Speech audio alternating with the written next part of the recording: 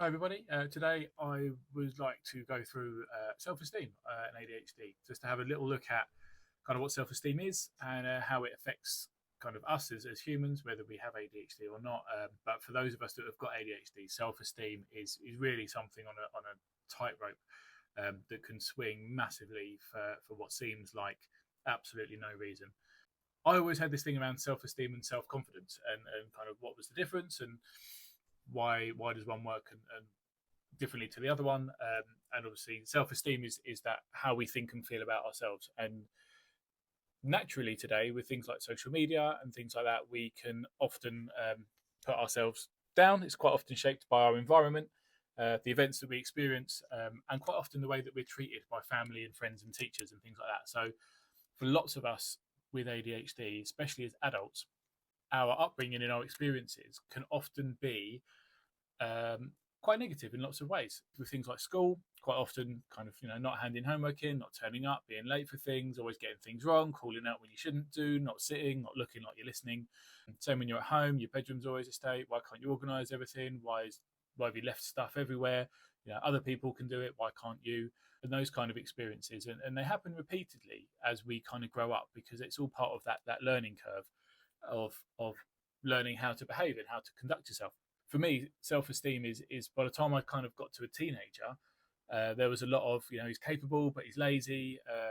Doesn't meet his full potential. If only he could concentrate more. If only he was more organised and those kind of things. Which this is pre being diagnosed with ADHD, so I wasn't diagnosed formally until I was 28.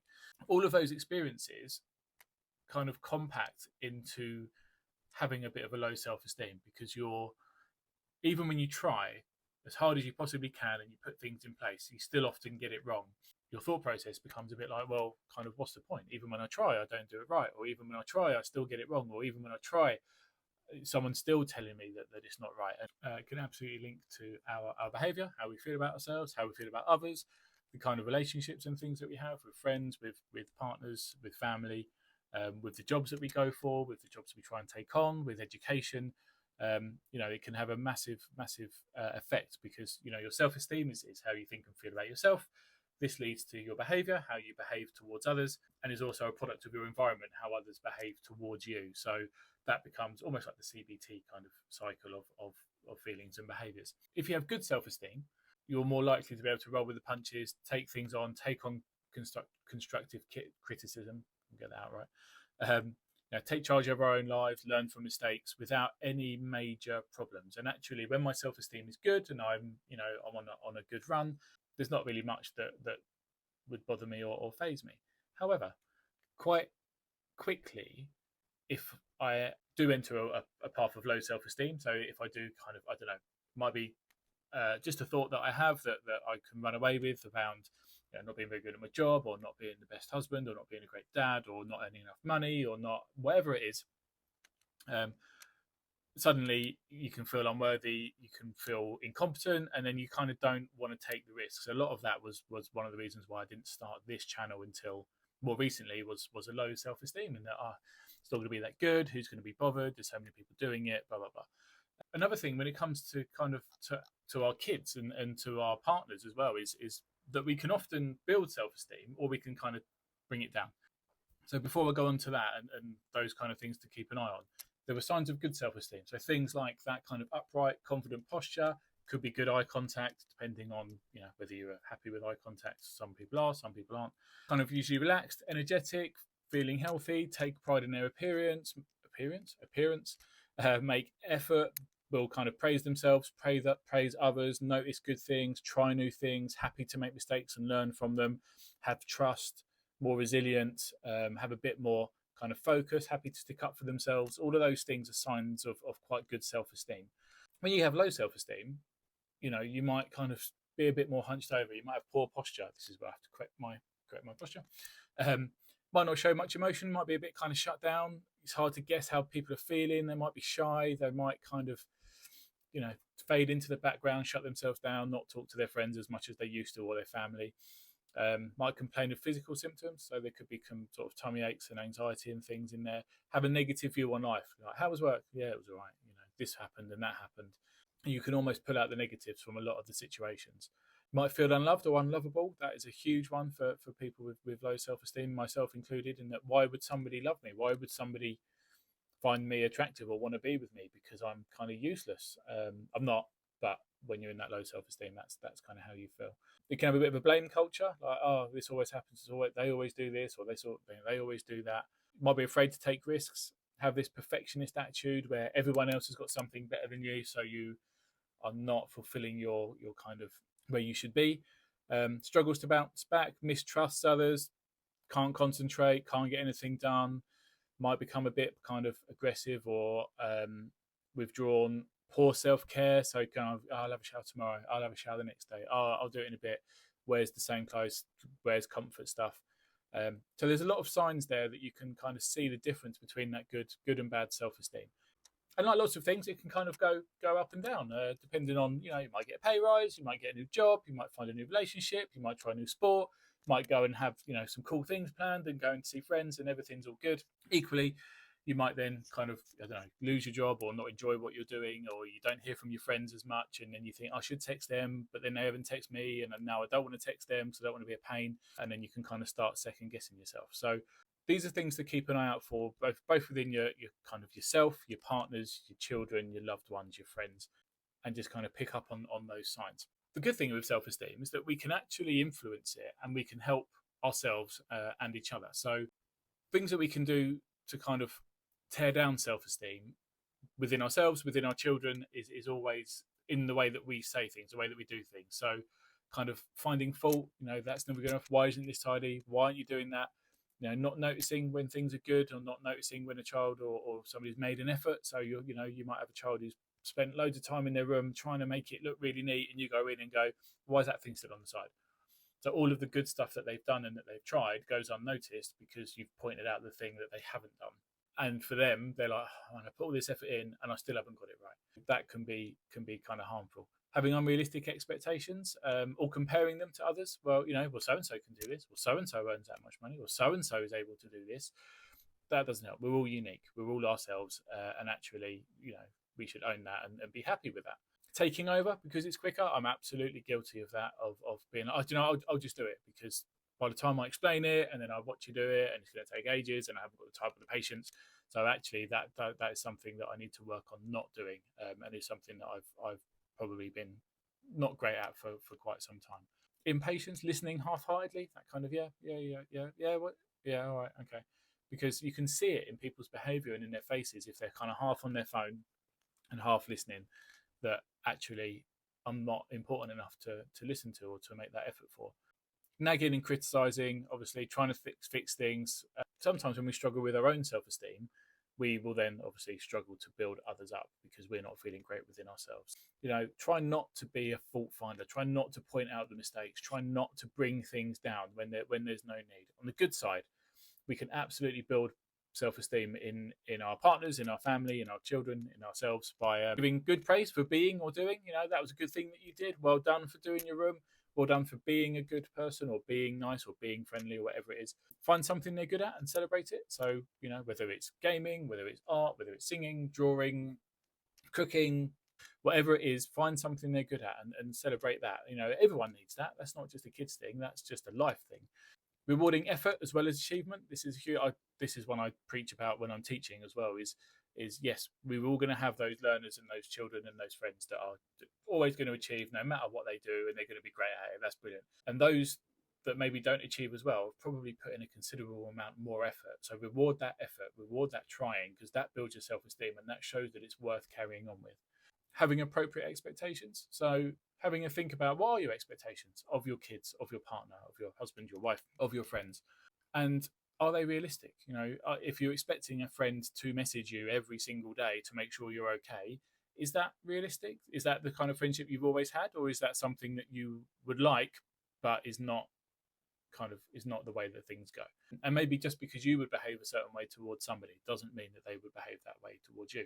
That's where those 5 love languages come in really, really well. I'll do another video on that because I think they're great. Follow their lead, listen to them, join in with what they're doing. It might not be something that you particularly enjoy. You might not be a gamer, but you can sit and play Minecraft or Mario Kart. You might not be a reader, but you can listen to the book, listen about the book that they've been reading. You might not enjoy football or golf, but just join in with what your partner, children, whoever it is, enjoys, because that shows that you care, and that is confidence building within itself. Solving problems together is a good one, to not fixing things for them, but working together. How do we get through this? What could we do? Also builds that self-esteem and builds that strength within them that they're going to need as they get older, or even as partners, that we need, rather than expecting the other person to solve it or do something. You work together, and teamwork is definitely much easier when your self-esteem is high rather than when it's low. Appreciating people as individuals. Don't try and change people. Like, be you, be unapologetically you, and you will draw to you people that want to be around you. And if people want you to change, or people expect you to change, or people don't like the way you are, that's a them issue, I'm afraid. That is a phrase that I'm loving at the minute, is I'm afraid it's not a me issue, that's a you problem. And try being a good role model as well. Okay, this is something that lots of us do, and I always try and do this with my kids, is, I work hard, I enjoy what I do, I try and be a good role model, I try and make sure that I'm leading them on a path of this is a good way to conduct yourself. Be nice, be respectful, be honest, and I'm hoping that will kind of pass down. So there's a few things there that we can do to kind of help build that self-esteem in partners, children, people around us. One of the hardest things to do is to improve that self-esteem for yourself. Okay, put yourself first. Okay, I go through phases of this. It's not something I'm particularly great at. I'm better at it now than I used to be, and I'm trying to make sure that I stick with it. But whether it's me or my wife or my kids or you guys, make time for yourself. Okay, you can't help people when you're exhausted. You can't pour from an empty cup. You can't run on empty batteries, whichever phrase it is that you'd like to use. But you are equally as important as everyone else around you. So yes, there's a lot of elements potentially of kind of codependency, of getting that buzz from helping others. That's why I like teaching and coaching and mentoring. I like helping other people. But for a long time, that was the only reason, that was the only way that I got my happiness, I suppose, was by helping others. And if I couldn't help other people, I kind of felt useless and my self-esteem would go down. But actually, you do need to make time for yourself. Find a hobby, go for a walk, listen to a podcast, go swimming, go and play golf, go and play football, go and watch football, watch a film, read a book, whatever it is, have a bath with a glass of wine, whatever you want to do, but make, an hour or two for yourself every week, a couple of hours, depending on your situation at home. It is so, so important to just put yourself first for a little while. Make sure any self-criticism is constructive and not destructive. This is one I'm still definitely working on. It's, when you say to yourself, I should have done more, I could have done this, or I should have earned more money, or I should have done that, or I could have done this. Should is one of those words that apparently is we shouldn't use. I wonder if that works the same way. But try and make it constructive. What can I do better next time? Or did I put too much on myself? And if I did, how do I make that easier for next time? It's quite a difficult one. It takes a lot of practice. When I get there, I'll let you know. Own your own feelings. So don't assume others know how you're feeling. But also, it's okay to feel certain ways. It's okay to feel angry. It's okay to feel tired. It's okay to feel upset. It's okay to be happy. It's okay to be excited. It's okay to be anxious. It's okay to be how you are without having to justify it to other people. You can just be and be like, do you know what? Feel a bit crap. Feel a bit angry. Feel a bit frustrated. Don't have a reason why. Don't have to have a reason why. That's just how I'm feeling. What can I do about it? And then that's where the self-esteem comes in. What can I do to make myself feel a bit better? Do I go out? Do I stay in? Do I read? Do I need some time to myself? Do I need to get a few things off my list so that I feel a bit less under pressure? And tell people how you're feeling. Have these conversations with the people around you, the ones that care about you, the ones that want to support you. And if they're the right people, they'll understand and they will help you through it. Forgive yourself for past mistakes. We've all got a past. We've all made mistakes. Nobody's perfect. But you know what? Living in the past and beating yourself up about bad decisions, bad choices, bad relationships, bad things that you've done is not going to change. Learn from it and move forward now rather than living in that side. So, write them down if need be, record your video, talk about them, phone up a mate, phone up a parent, message me. You know what? Talk about it, talk about what you did, talk about why you did it, talk about the way it makes you feel, and then forgive yourself and move on, because you're only going to live in that world continually unless you are able to kind of get past that side. Acknowledge your successes. Think of all the good things that you do. It doesn't have to be major things, all right? You might have a job, great. You might do the cooking, great. You might be good at cleaning, brilliant. You might just look after your kids and your family, wonderful. like acknowledge your successes. Life is hard. Cost of living is huge. You know, the pressures of the world and social media and everything else that's going on. You know, the house prices, the fuel prices, the cost of food, the stupid government, all these things going on and all this pressure. And actually, you're doing all right. Like you're here and you're trying and you're surviving and you're pushing, and that is something to be absolutely celebrated. So be proud of who you are and what you achieve. I'm a big believer in, I don't know where I've put my book, somewhere down here. I've got a gratitude journal thing somewhere, and I use it intermittently. I should use it every day. I go through phases of 2 or 3 days writing around kind of what I'm happy with, what I'm proud of, what I've achieved, and then I feel a bit better, so I ignore it for a little while. And then when I feel a bit rubbishy, I'll go back to it and I top myself up. But absolutely be proud of who you are and what you achieve. That is a wonderful thing to do. Accepting compliments from others. It'll be interesting to hear actually whether any of you struggle with this. I've had this conversation several times where I can hold on to the negative side of something and ignore the positive side of things. So I struggle to take compliments because I don't feel I deserve them, or I don't believe them, or I think people are just saying it. And that has a lot to do with my own self-esteem and my own self-belief and my own self-worth. Actually, learning to take compliments and just kind of saying thanks. Like you don't. There also used to be a thing where somebody would compliment you and you would compliment them straight back. So somebody would, oh, Dan, nice hat. It is a lovely hat.